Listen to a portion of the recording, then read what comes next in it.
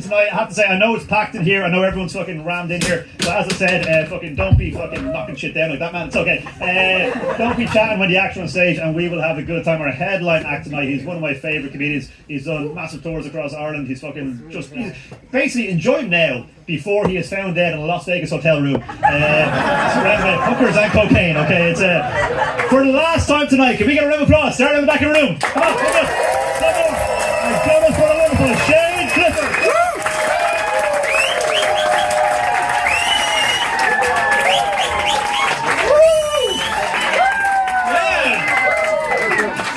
Hi, how are you? Let's do this shit. How are you getting on? You all look so lovely and handsome and stuff. Jesus. Sometimes I do shows to really ugly people, but you're so gorgeous. Jeez. I did a gig in Cork last week and they were so fucking ugly. Oh my god. And it was an awful show, man. Do you know how bad it was? I came off stage and a fella came up to me and he said, "Jesus, you were very good. I would have laughed more, but I didn't want to be the only one." That's what he said. It's like, thank you for the worst fucking compliment I've ever had in my life. And then he goes, "Whatever you do, now don't give up." I was like, I wasn't going to.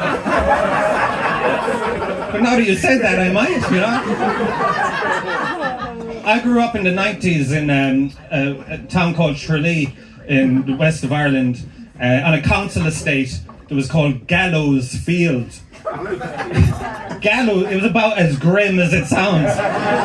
Gallows Field, because there used to be a field with a gallows where they used to hang people. But like, you know, you can change the name, lads. You know, you don't have to give it the most haunted name of all time. Might as well have called it Death Row. And it made bringing girls back very hard. You go, "Hey babe, you want to come back to..." Maybe because I said, "Hey babe."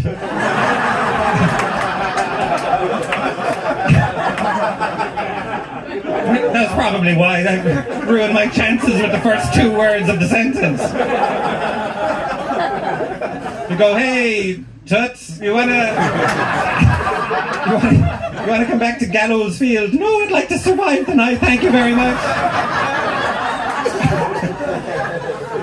And it was a strange place with weird people. I lived in the middle. This is how weird it was.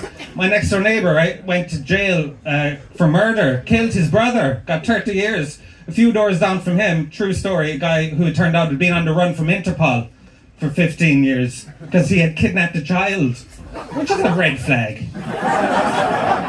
Looking back now, you know, that was wrong. But it was the 90s. It was a more innocent time, you know, we were like, It was kind of what I miss about growing up in the 90s, you know.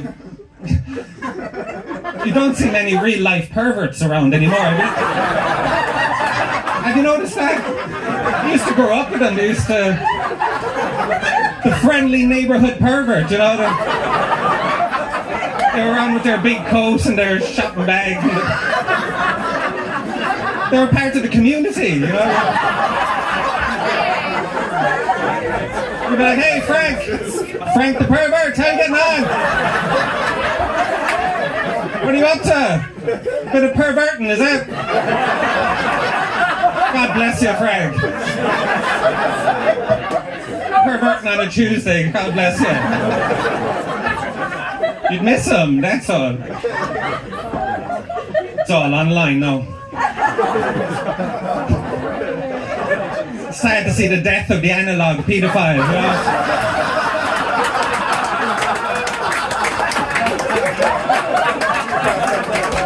Another industry destroyed by the relentless march of technology. Because in Ireland, I don't know what it was like where you're from, but in Ireland it was traditionally that 3 sons, one would be a doctor, one would be a priest, and the other one would stay at home, he'd be your pervert, and that's the way it was. And then sometimes I made a mistake and sent the pervert off to the priesthood by accident.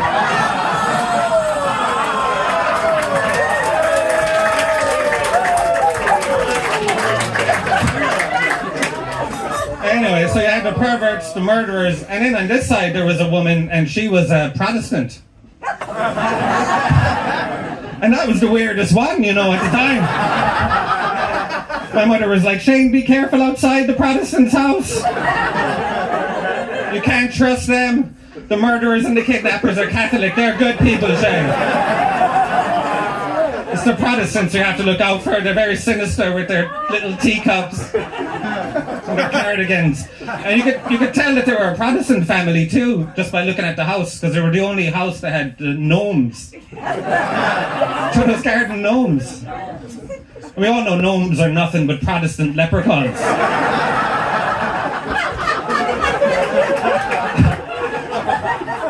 We all know that, don't we? Gnomes are just leprechauns that took the soup. Most of you won't know what that means. Is there any Irish people here, no? Oh, wow. Do you know what taking the soup is? Yeah. No. All right. Forget about it. You do? All right. Okay. Should I explain to the rest of them? Educate us. The Quakers. What? The Quakers. The Quakers, yes. Yeah, Jesus. They were handing out the soup. Listen, I'll do it.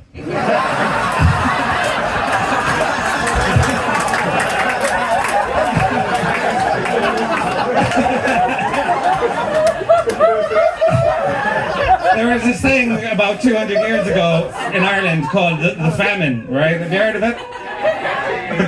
The Great Famine, it was called. I don't know why they called it that, it wasn't that great. Great Irish Famine sounds like a really depressing prequel to the Great British Bake Off. Paul Hollywood coming out going, these spuds are shit. Haven't you got anything else? No, Paul, we don't. This is all we had, man. So we were making this terrible TV show. But they gave soup, the Quakers gave soup to the poor people in the famine, but to get the soup, you had to convert. They made you convert to being a Protestant. I know, the fuckers, yeah. Which, to the Catholic community, that was worse than starving to death. You know? But if I was thinking, if I was back in those days, if I'm honest, I probably would have taken the soup. Would you? You wouldn't. You didn't even know what it was 2 seconds ago. That's how deep it goes, you know? Even in a hypothetical situation, 200 years later, when I don't even have any soup. No. I would, if a fella came up to me and was like, hey, there's a famine going on, and you want some soup? I would have said, yeah. And then he goes, yeah, but you have to become a Protestant. I would have said, all right. And then he go, yeah, but your community over there, they're going to shun you for the rest of their lives. And I would have said, you mean those people over there who are either going to be dead or in America in about 6 weeks? I'll have a chicken mulligatawny, please. Some croutons, if you don't mind. My wife will have a bisque. If I'm really honest, I'd probably turn Protestant if you gave me soup today. I don't give a fuck. Fuck it, soup is lovely. I like soup. I'll do anything. It doesn't even have to be Protestantism. Any religion. I'll turn to Judaism for a minestrone, whatever you have. Circumcise myself for a potato and leek. I really like soup, is what I'm trying to say. I have a very long foreskin, by the way. I don't know why I told you that, but it's disgustingly long. I'm afraid to be naked in a room with a dog, just in case. He thinks it's a chew toy. That's my biggest fear. Because you know what you're supposed to do if one of those big dogs bites you, you know, like those XL bullies or those Rottweilers. Does anyone know what you're supposed to do to get them off you? What? Shake it off. Shake it off? No! Fucking Taylor Swift. Something about the finger? Yeah! Wow! You're supposed to stick your finger in their bottom, yes!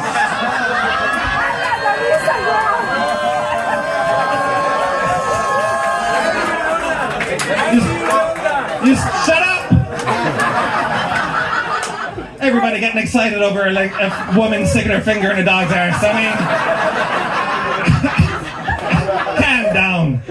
You animals. But she's right, that's what you're supposed to do. This isn't even part of the fucking joke, but if one of those big guys will save your life, like that guy wasn't funny, but thank God he told me about the finger up the arse.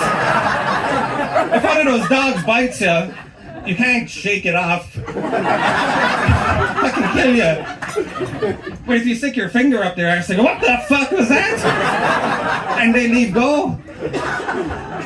And if you really want to confuse them, you can stick your finger up your own arse as well.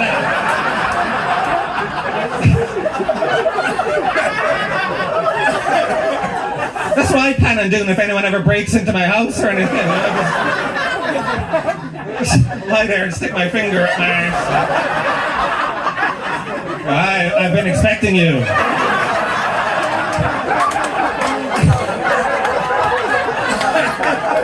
But I'm getting out of here, man. This guy is insane.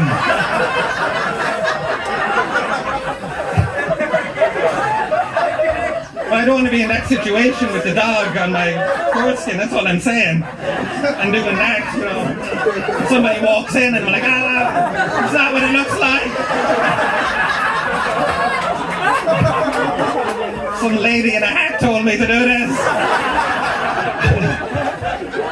They'll never believe me. Anyway, I like soup, that's all I was trying to say.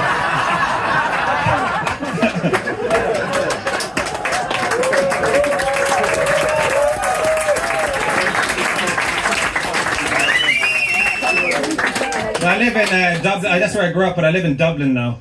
And I love it up here. It's great living in the city compared to the countryside, because you see things up here you never see back home, you know. Like fellas wearing scarves, women driving cars. It's amazing. No one in the passenger seat with them or anything. It's brilliant. And coffees with Italian names, you know. I love the coffee. You ask for a coffee in some parts of west of Ireland, they just throw in an extra tea bag.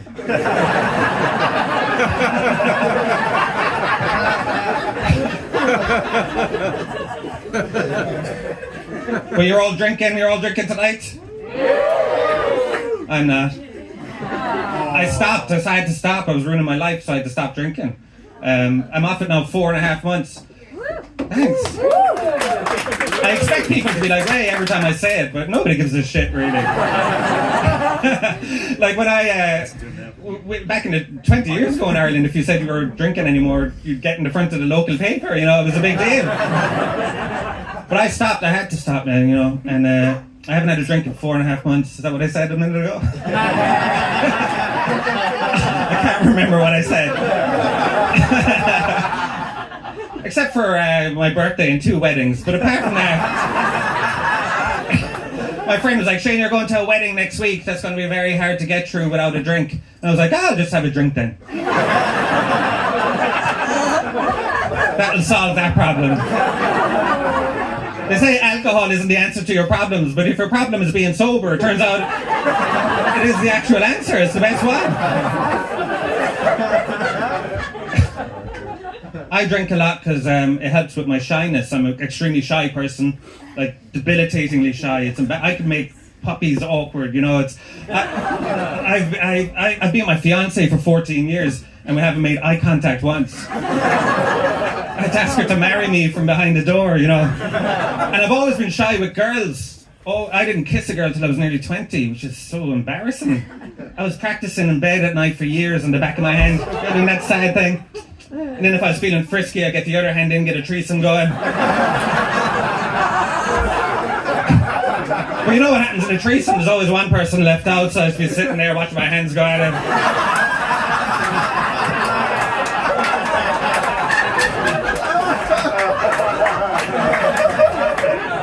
Cooked by my own meat hooks.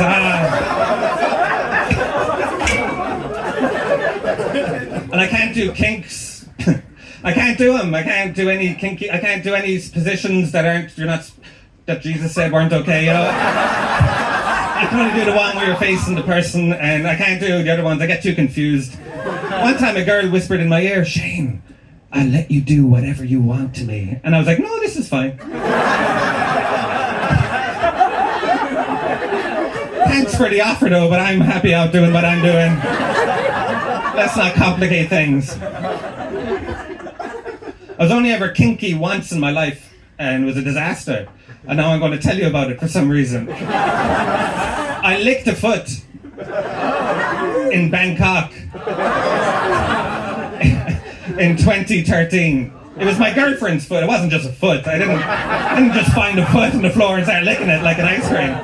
We were staying in a hotel in Bangkok called Hotel Romance, which was a kind of an ironic name because it was the least romantic hotel.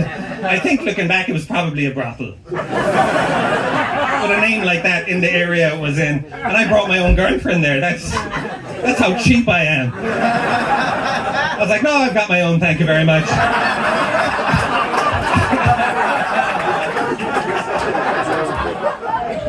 This is how seedy the area was. There was a guy selling DVDs right outside on a table, pirate DVDs, and he was singing out, hit a little jingle. He was going, DVD, DVD, porno. DVD, DVD, porno. Right outside the window, and I was going mad. But then 10 years later, I'm like, that's the best jingle of all time. Because I still find myself in the kitchen doing the dishes going, DVD, DVD, porno. Cleaning the windows, DVD, DVD, porno. I know when I'm an old man on my deathbed, full of morphine, my grandchildren around me, I'm going to be going, DVD, DVD, porno. They're going to be like, what's wrong with Ganda? What's a DVD?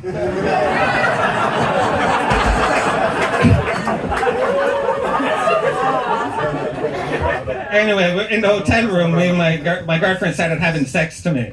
And I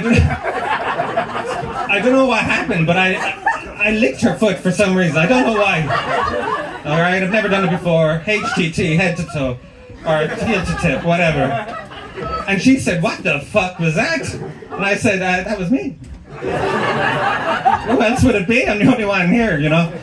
And she goes, "Yeah, but why? What are you doing?" And I said, "Oh, I was trying to be sexy." And she goes, "No, no, you can't. We've discussed this, Shane. You're not good at it. You're not good at being sexy."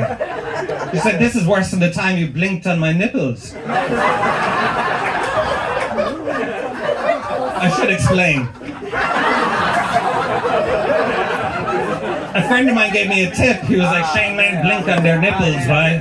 It'll drive them wild." But I think it only drove her wild with hilarity because she didn't stop laughing for 2.5 weeks. I think it was because I tried to do both of them at the same time.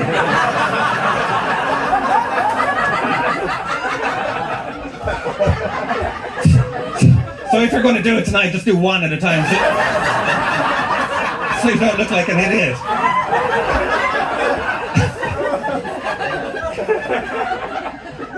Anyway, this is the part of the story that gets disgusting.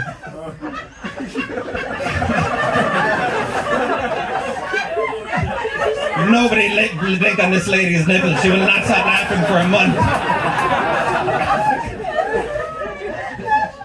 But this is what happened after I licked the foot. About 3 days later, I was brought into hospital.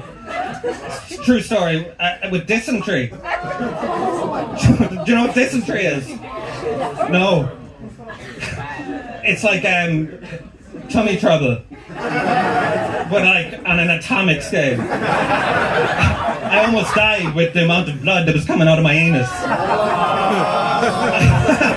Sorry, but it's true. And they were like, "Have you eaten anything in the last few days?" And I was like, "No." And I was like, "Oh, wait a minute." I had forgotten, see, in the throes of passion, that she'd been walking around Bangkok in flip-flops for 2 weeks. I know. I may as well have gone out and tongued the fucking road. I nearly died from licking her foot. Dysentery, a disease no Irishman has had since 1912. I got from licking my fiance's foot. So ever since then, no more kinks. We practice safe sex. I wear a condom and she keeps her socks on, just in case. But anyway, I went to therapy to try and get over my shyness because it's so bad. And my therapist said I should go to another therapist and get tested for autism because that's so bad. The guy giggled at the word autism there. That's how bad my shyness is. And I have a few other traits as well. Like, I can't understand sayings sometimes. You know, sayings like, one in the hand is worth two in the bush. What the fuck does that mean? Or the one that always gets me, I wouldn't piss on him if he was on fire. You know what I'm saying? You say that about someone you don't like. You go, I wouldn't piss on him if he was on fire. But that means if you like someone, you'd piss on... Imagine you're on fire and your friend comes over and starts pissing on you. You'll be like, what the fuck are you doing, Michael? This isn't helping at all. This is the worst day of my life. I'm on fire and now you're pissing on me. There's a fire extinguisher over there, man. Use that.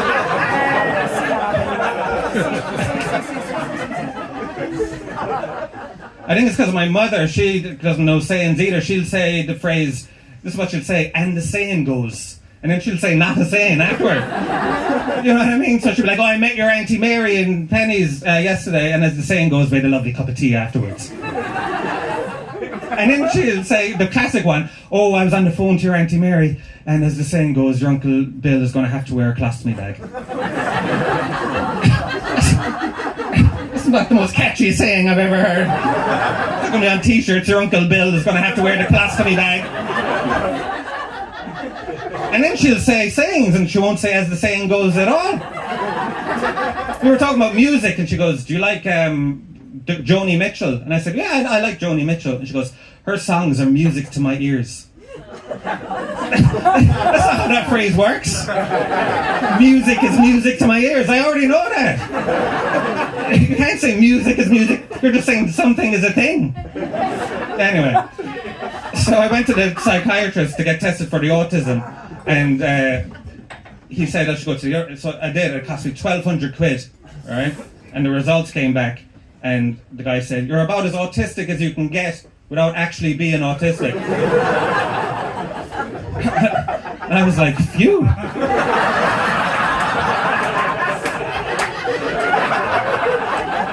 Close one. Thank God I don't have to worry about that anymore. Now I can concentrate on my hobby of cataloguing Michael Jackson songs by the amount of hee-hees in them.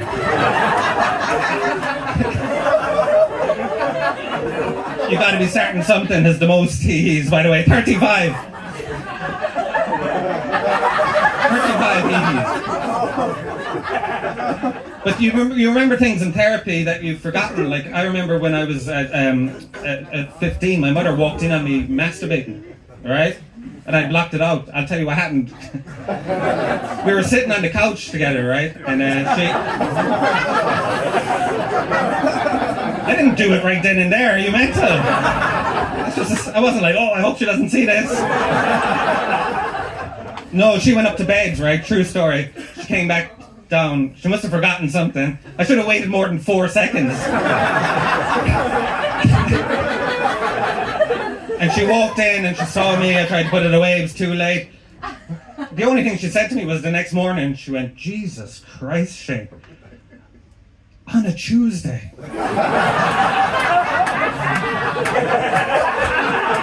On a school night. As if on a Friday she'd be like, fair play to you. It's the weekend. Anyway, listen, you've been great. I've been Shane Clifford. Have a good night.